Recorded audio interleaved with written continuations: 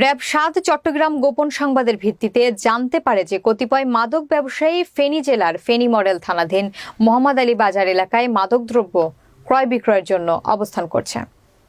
ফেনী প্রতিনিধি আলাউদ্দিন সবুজের প্রতিবেদনে থাকছে বিস্তারিত।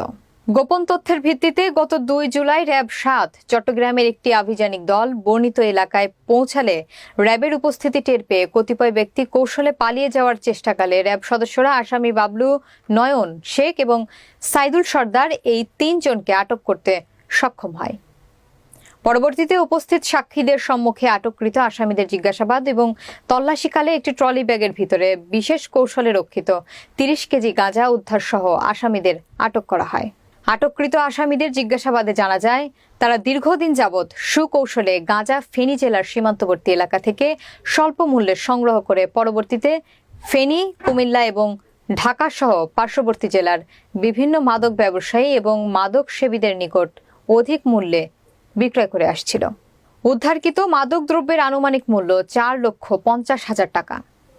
আসামি এবং উদ্ধারকৃত মাদকদ্রব্য পরবর্তী আইনানুগ ব্যবস্থা গ্রহণের জন্য ফেনী মডেল থানায় হস্তান্তর করা হয়েছে।